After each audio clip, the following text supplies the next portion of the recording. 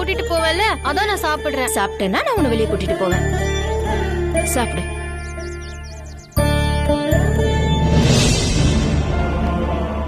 வணக்கம் மேடம். வாங்க சார், வாங்க உட்காருங்க. பார்த்தேன்.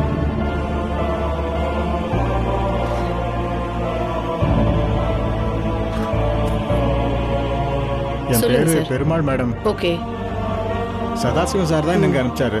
சார் இப்பதான் ஃபோன் பண்ணி எனக்கு எல்லா டீடைல்ஸும் சொன்னாரு. நான் ஒரு ஃபார்ம் கொடுக்குறேன், அந்த ஃபார்மை ஃபில் பண்ணி ஓகே கொடுங்க. மேடம்.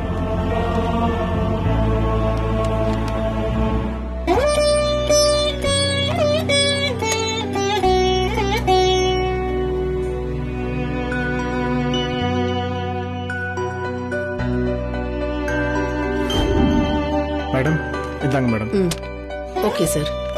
மேடம் இவ என் பொண்ணு தான் மேடம். Okay sir. கொஞ்ச நாளா தான் மனநிலை சரியில்லாம இருக்கா. திடீர்னு அழுவுறா, கத்துறா, பயப்படுறா, அலறா. எங்க வீட்லயே வச்சு பார்க்கணும்னு தான் எனக்கு ஆசை மேடம். ஆனா என் பையனுக்கு இப்பதான் குழந்தை பிறந்திருக்கு. இவ போடுற சத்தத்துல அந்த குழந்தை பயப்படுது, அழ ஆரம்பிச்சிருது. அதான் இங்க கூட்டிட்டு வந்தேன். புரியுதுங்க. நாங்க உங்க பொண்ணை நல்லபடியா பாத்துக்கிறோம். இனிமே அவ எங்க பொறுப்பு, நீங்க கவலையே படாதீங்க. நீங்க சொன்ன வார்த்தையை கேட்டதுக்கு அப்புறமா தான் எனக்கு நிம்மதியா இருக்கு மேடம். ரொம்ப நன்றி மேடம். நீங்க நன்றி சொன்னா மட்டும் போதாதுங்க. மாசம் மாசம் ஒரு அமௌண்ட் கொடுத்துடணும்னு சார் சொன்னாரு. அதை கரெக்டா கொடுத்துருவோம் மேடம். இந்தாங்க. நான் பணத்தை பத்தி பேச வரலங்க. உங்களுக்கு நேரம் கிடைக்கிறப்பெல்லாம் உங்க பொண்ணை வந்து பாத்துட்டு போங்க. இங்க இருக்கிற எல்லாருமே நல்லா தான் பாத்துப்போம். ஆனா தான் வீட்டு மனுஷங்களை பாக்கணுங்கிற ஏக்கம் அவங்களுக்கு நிறையவே இருக்கும். அப்பப்ப நீங்க வந்து பார்த்தாதான் இவங்களும் கொஞ்சம் நிம்மதியா இருப்பாங்க. நிறைய பேர் இங்க கொண்டு வந்து விட்டுட்டாலே தன்னோட கடமை முடிஞ்சதுன்னு காணாம போயிடுறாங்க. சில பேர் பொய்யான அட்ரஸ் கொடுத்து எங்களை ஏமாத்திடுறாங்க.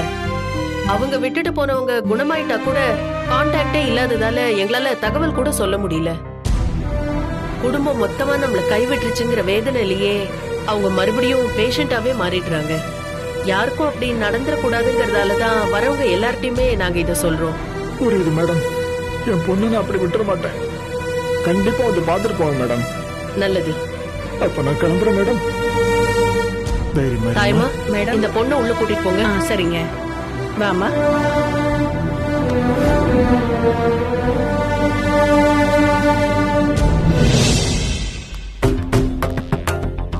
என்ன லட்சுமி, எல்லாரும் சாப்பிட்டாங்களா? எல்லாரும் சாப்பிட்டாங்க மேடம். எப்பவும் போல தேவி தான் அமக்கணும் செஞ்சா. நான் போய் சொன்ன உடனே அவ சாப்பிட்டா மேடம். என்ன யோசிக்கிறீங்க மேடம்? நமக்கு தெரிஞ்ச ஒரு சோஷியல் ஒர்க்கர் தேவிய இங்க வந்து சேர்த்துட்டு போனாரு. அவ உண்மையான பேர் என்ன, அவ சொந்த ஊர் எது, அவ குடும்பம் எங்க இருக்குன்னு எதுவுமே நமக்கு தெரியாது. அந்த மாதிரி 4-5 பொண்ணுங்க நம்ம காப்பகத்துல இருக்காங்க. இன்னும் சில பேரை அவங்க சொந்தக்காரங்க தான் விட்டுட்டு போனாங்க. ஆனா அவங்க கொடுத்திருக்கிற அட்ரஸும் போன் நம்பரும் போலியானது. பேஷண்ட பத்தி ஏதாவது தகவல் சொல்லணும்னு போன் பண்ணா அப்படி ஒரு நம்பரே இல்லன்னு வருது. அவங்க கொடுத்த அட்ரஸும் தப்பா இருக்கு.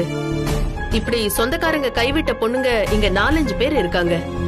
அவங்க பத்தின டீடைல்ஸ போலீஸ் கிட்ட கொடுத்து அவங்க குடும்பத்தை தேட சொல்லணும் லட்சுமி. யாரு என்னன்னு தெரியாம நம்ம இங்க ரொம்ப நாள் வச்சிருந்தா தப்பாயிடும். ஒரு இன்ஸ்பெக்டர் நமக்கு ரெகுலரா ஹெல்ப் பண்ணிட்டு இருக்காருல்ல மேடம், அவர்கிட்ட இத பத்தி நம்ம பேசி பார்க்கலாம்ல மேடம்? நானும் அவர்கிட்ட சொல்லணும்னு தான் நினைச்சிட்டு இருந்தேன். நீயும் கரெக்டா அவரை பத்தியே என்கிட்ட சொல்லிட்ட. இப்பவே நான் அவர்கிட்ட போன்ல பேசிடுறேன். சரிங்க மேடம். ஓகே.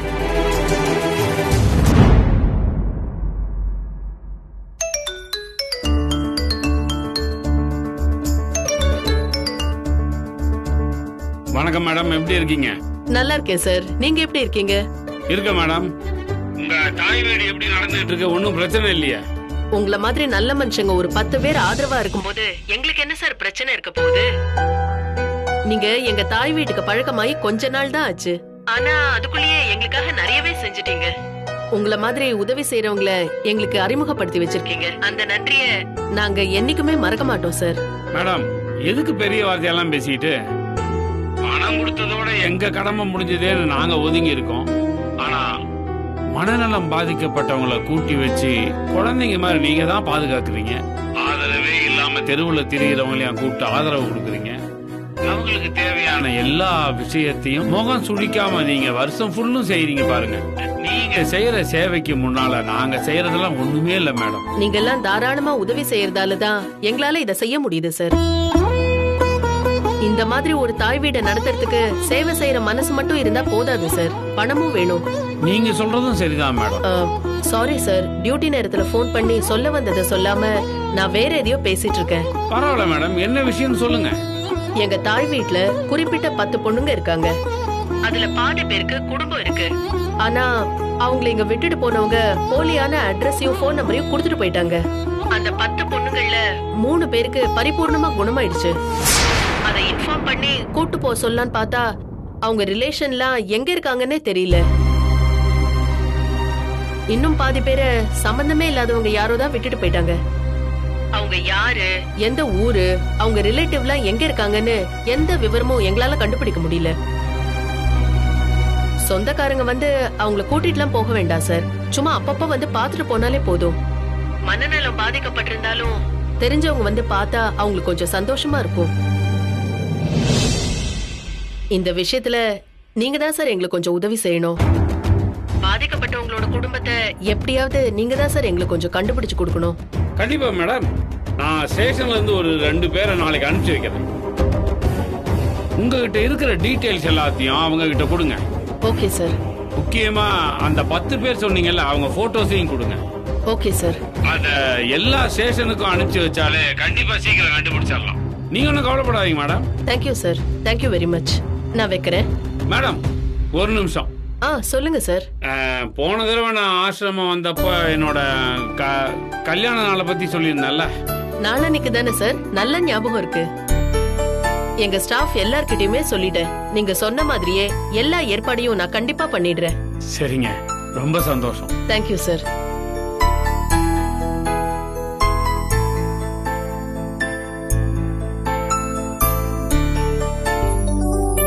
சைன் வாங்கிட்டீங்களா?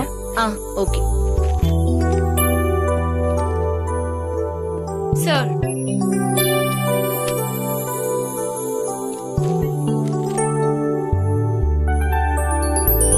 என்ன புது அம்மனி, புது பொண்ணு ஜீவா ரூம்ல போய் செட்டில் ஆயிட்டே நல்லபடியா? அப்புறம் அந்த ஓனர் ஒண்ணு பிரச்சனை இல்லையா? இல்ல சார், அதான் சார் போன்லயே சொல்லிட்டாருல்ல, அதனால அவர் சாவியை மட்டும் கொடுத்துட்டு கிளம்பிட்டாரு. அவன் ஏதாவது பிரச்சனை பண்ணானா என் பேரை சொல்லு. அப்புறம் இடம் கிடைச்சிருச்சுன்னு அங்கேயே நிரந்தரமா இருக்காதீங்க. உங்க அம்மா வேற கீழ் இருக்கு. சீக்கிரம் வேற நல்ல வீடா பார்த்து போயிருங்க. என்ன? சரிங்க சார்.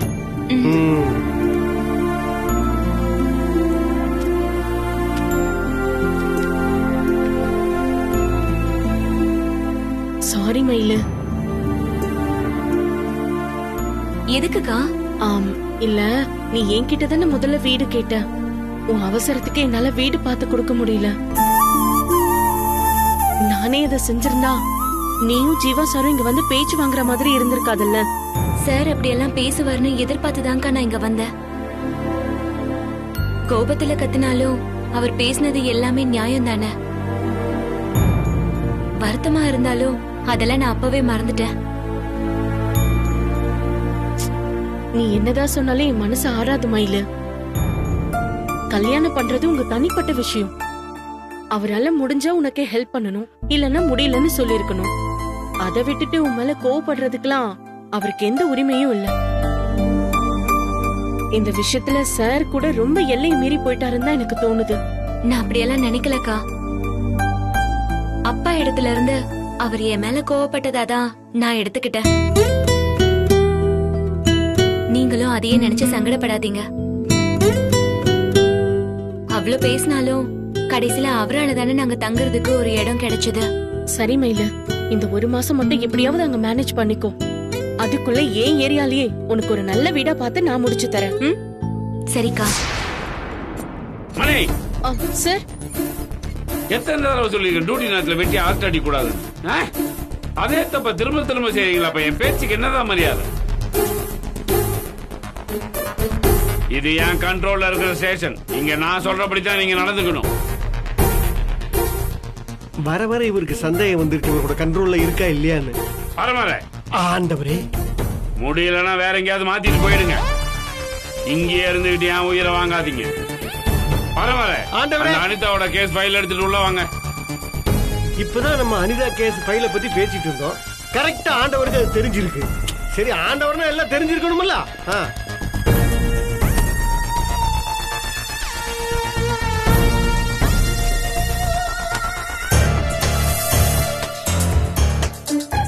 ஆண்டவரே, இந்த ஃபைல்.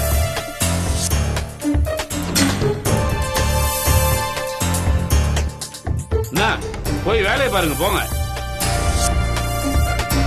தப்பா எடுத்துக்கலைன்னா நான் ஒண்ணு கேட்கலாமா ஆண்டவரே? மயில் மேல நீங்க வச்சிருக்கிறது கோபமா பாசமா? இது ரொம்ப அவசியமா? அவசியமா தெரிஞ்சுக்கணுங்கிறனால தான் கேக்குறேன். ஆமா, எதுக்கு கேக்குறீங்க? எது கேக்குறேன்னா, நம்ம புதுமணி வந்ததுல இருந்து உங்களுக்கும் அவளுக்கும் செட் ஆகல. எப்பவுமே பாம்பும் கீரியுமாவே இருப்பீங்க. இப்பவும் அப்படித்தானே இருக்கேன். இல்ல, அது முன்னாடி மாதிரி இல்ல. இப்ப வந்து கொஞ்சம் செயற்கையா இருக்கு. அதான் பிரச்சனையே. பரமாரே, எதை வச்சு அப்படி சொல்றீங்க? நீங்க கொஞ்ச நாளா நடந்துக்கிறத வச்சுதான். புது அம்மனிக்கு விருப்பம் இல்லாம அவ கல்யாணம் நடந்திருந்தாலும் அவ அதை ஏத்துக்கிட்டா. அதனாலதான் அவங்க அம்மா வீட்டை விட்டு துரத்தையும் அந்த தாலியை அவ சுமந்துகிட்டு இருக்கா. இது அவளோட தனிப்பட்ட முடிவு. அவ விஷயத்துல நீங்க அதை கண்டுக்காம கடந்து போயிருக்கணும். ஆனா நீங்க என்ன பண்ணீங்க? அவளையும் அவ புருஷனையும் கூப்பிட்டு வச்சு கோபத்துல கத்துனீங்க, உரிமையில திட்டினீங்க, ஏன் அடிச்சீங்க. இப்போ அவ முகத்தை கூட பார்க்காம அப்படியே முறுக்கிட்டு திரியுறீங்க. நம்ம வீட்டு பொண்ணு தப்பு பண்றப்பதான் நம்ம எல்லாம் இப்படி ரியாக்ட் பண்ணணும். இங்க பாருங்க, உங்களுக்கு வேண்டாத புதுமணி எப்ப உங்க வீட்டு பொண்ணானான்னு எனக்கு புரியல. இவங்களுக்கெல்லாம் என் மேல எந்த சந்தேகமும் வந்துடக்கூடாதுன்னு தான் நான் அப்படி நடந்துகிட்டேன். இப்போ அவன் மேல எரிஞ்சு விழுந்ததுக்கு அதுதான் காரணம். நான் இப்படி இருக்கிறது தான் சந்தேகத்தை வர வைக்குதுன்னா உடனே நான் சுதாரிச்சாலும். என்ன ஆண்டவரே, வேற ஏதாவது புது ரூட் யோசிக்கிறீங்களா? நான் சொன்னது கரெக்டானுங்க? அப்படியெல்லாம் ஒண்ணும் இல்ல பரமரே. நான் எப்பவும் போலதான் இருக்கேன். நீங்க தான் ஒவ்வொன்றையும் வேற மாதிரி யோசிச்சுக்கிட்டே இருக்கீங்க. அது உங்க பிரச்சனை. நான் ஏன் இப்படி செஞ்சேன்னு எல்லாத்துக்கும் உங்களுக்கு விளக்கம் கொடுக்க வேண்டிய அவசியம் எனக்கு கிடையாது. போயிட்டு மயில உள்ள அனுப்புங்க. சரிங்க ஆண்டவரே. நிஜமாவே உங்களுக்கு புது அம்மனி மேல சாஃப்ட் கார்னர் வரல இல்ல? இப்ப நான் உங்ககிட்ட என்ன சொன்னேன்? என்ன சொன்னீங்க? போயிட்டு மயில அனுப்புங்கன்னு சொன்னேன். உங்ககிட்ட கன்ஃபார்மான்னு கேட்டு போறதா மறுபடியும் வந்தேன்.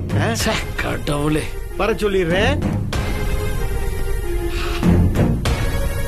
எத்தனை பிசாசவன சமாளிச்சாலும் இந்த ஒரு ஆளை சமாளிக்க முடியல.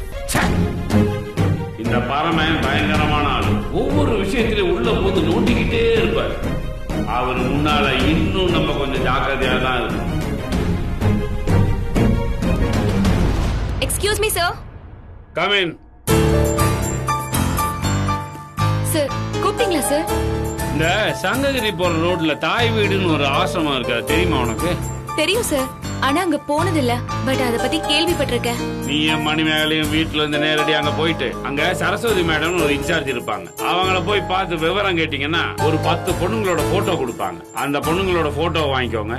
அவங்க வீடு எங்க இருக்கு, அவங்க குடும்பம் எங்க இருக்கு நம்ம தான் தேடி கண்டுபிடிக்கணும். புரியுதா? Okay sir. அவங்க கொடுக்குற டீடைல்ஸையும் போட்டோஸையும் வாங்கிட்டு நேரா ஸ்டேஷனுக்கு வந்துரு. Okay sir.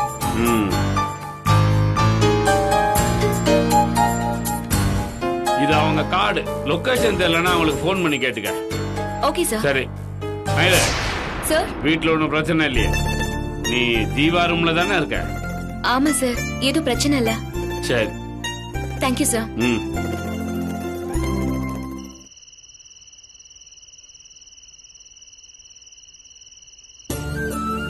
மயிலு, என்னங்க இது? நீங்க எதுக்கு தனியா கஷ்டப்பட்டு இவ்ளோ தூக்கிட்டு வந்தீங்க? ஒரு போன் பண்ணிருந்தா நானும் ஒரு பைய தூக்கிட்டு வந்திருப்பேன்ல. மயிலு, என்னோடது ஜிம் பாடி மயிலு. எவ்வளவு வெயிட்டா இருந்தாலும் தாங்குவேன், நீ கவலைப்படாத. அதுக்காக இவ்ளோ வெயிட்டையும் நீங்க தூக்கிட்டு வருவீங்களா? இப்பதானே கால்ல அடிபட்டு சரியா இருக்கு. திரும்ப சுளுக்கு ஏதாவது பிடிச்சுக்கிட்டா என்ன பண்ணுவீங்க? சரி, ஓகே டியர். இனிமே நான் கேர்ஃபுல்லா இருக்கேன், போதுமா? இதுல லிஸ்ட்ல இருக்கிறதெல்லாம் வாங்கிட்டு வந்துட்டேனான்னு சொல்லிட்டு ஒரு தடவை செக் பண்ணிக்க. ஏதாவது மிஸ் ஆயிருந்தா சொல்லு, நான் மறுபடியும் போய் வாங்கிட்டு வந்துடுறேன். சரியா? 1-2 மிஸ் ஆனாலும் பிரச்சனை இல்ல. நீங்க திரும்ப எல்லாம் போய் வாங்க வேண்டாம். ஜஸ்ட் 1 hour வெயிட் பண்ணுங்க. நான் அதுக்குள்ள போய் சமையல ரெடி பண்ணிடுறேன். உங்களுக்கு ஏதாவது பசிச்சதுன்னா பிஸ்கெட் மாதிரி ஏதாவது சாப்பிட்டுக்கோங்க. No no no no way Mayilu. என் பொண்டாட்டி சமைக்கிறத முறையா நான் சாப்பிட போறேன். புலி பசிச்சாலும் புல்ல திங்காதுன்னு சொல்லுவாங்கல்ல, அதே மாதிரி இந்த மாதிரி சமயத்துல ஒரு புருஷனுக்கு பசிச்சாலும் பிஸ்கெட் எல்லாம் சாப்பிட மாட்டான். அதெல்லாம் சாப்பிட்டா பசி அடங்கி போயிடும் மயிலு. அப்புறமா நீ செய்யறத என்னால சரியா சாப்பிடவே முடியாது. அகோர பசியோட இருந்தாதான் நீ செய்யறத என்னால ரவுண்டு கட்டி அடிக்க முடியும். 1 மணி நேரம் கிடையாது, 2 மணி நேரம் ஆனா கூட பரவாயில்ல. பொறுமையா செய். உன் சமையல சாப்பிடறதுக்காக ஐ எம் வெயிட்டிங்.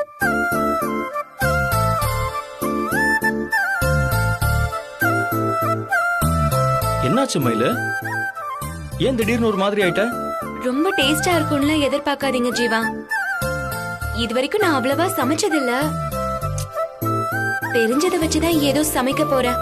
கொஞ்சம் அட்ஜஸ்ட் பண்ணிக்கோங்க. மயிலு, என் பொண்டாட்டி சூப்பரா சமைப்பான்னு சொல்லிட்டு எனக்கு ரொம்ப நம்பிக்கை இருக்கு. அதனால நீ கவலையே படாம கலக்கு. சரியா? மயிலு,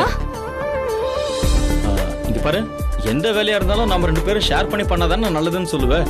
இப்ப நான் என்ன பண்ணணும்னு சொல்ல, நான் பண்ணி தரேன். நீங்க எதுவும் செய்ய வேணாம். இன்னைக்கு ஒரு நாள் மட்டும் எல்லாத்தையும் நானே பாத்துக்கிறேன். இல்ல மயிலு,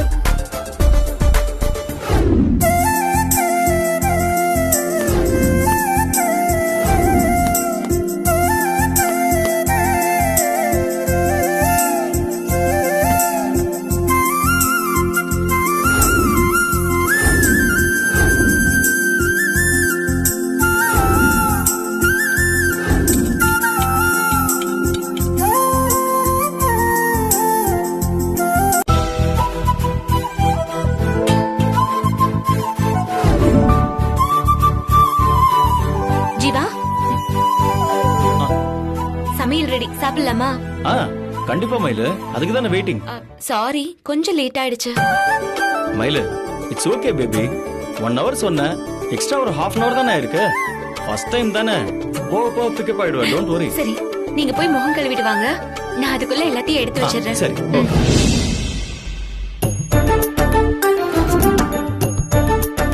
மயிலு, என்ன ஒரே ஒரு பிளேட் தான் இருக்கு? முதல்ல நீங்க உட்கார்ந்து சாப்பிடுங்க ஜீவா. இல்ல அதெல்லாம் முடியாது. 2 பேரும் சேர்ந்து சாப்பிடணும்ங்கறதான ரூல். அதெல்லாம் நாளையில இருந்து ஃபாலோ பண்ணலாங்க. ஏன் இன்னைக்கு நாள் நல்லா இல்லையா? நான் அதுக்கு சொல்லல ஜீவா. தான் சமைச்சத தான் கையாலேயே புருஷனுக்கு பரிமாறி சாப்பிட வச்சு அழகு பாக்குறதுதான் ஒரு பொண்ணுக்கு சந்தோஷம். பொண்டாட்டி கூட ஒன்னா உட்கார்ந்து சாப்பிடுறதுதான் எனக்கு சந்தோஷம். அதெல்லாம் எனக்கு தெரியாது. நீ போயிட்டு இன்னொரு தட்டு எடுத்துட்டு போ. ப்ளீஸ் ஜீவா, சொன்னா கேளுங்க. இன்னைக்கு ஒரு நாள் மட்டும் இந்த சந்தோஷத்தை என்ன அனுபவிக்க விடுங்க. நீங்க இதுக்கு ஒத்துக்கிட்டா நான் உங்களுக்கு ஒரு gift தருவேன். கிஃப்டா? என்ன gift? அது சர்ப்ரைஸ். நீங்க முதல்ல உட்கார்ந்து சாப்பிடுங்க, நான் அப்புறம் சொல்றேன். சரி, ஓகே, வா.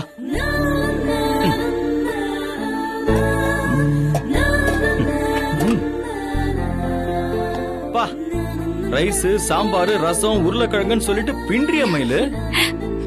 நல்லா சாப்பிடுங்க.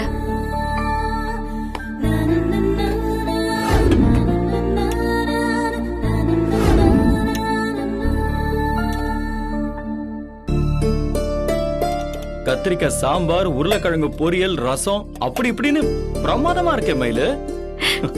நீங்க கொலை பசியில இருப்பீங்க, முதல்ல சாப்பிடுங்க.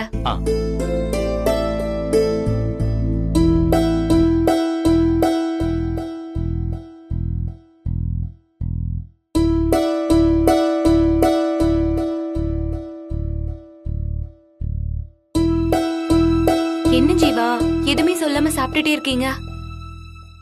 மயிலு, இந்த சாம்பாரோட டேஸ்ட் அப்படி இருக்கு மயிலு. முதல்ல நீ என்ன காலி பண்ணிட்டு அதுக்கப்புறமா நீ என்ன வேணாலும் பேசுன்னு சொல்லுது. அதனால நான் எதுவுமே இப்ப பேசுற நிலைமையில இல்ல. பேசிக்கிட்டே சாப்பிட்டேன்னு வைய, இந்த டேஸ்ட் என்னால அனுபவிக்க முடியாம போயிடும் மயிலு. அதனால you wait, I will finish this. Okay?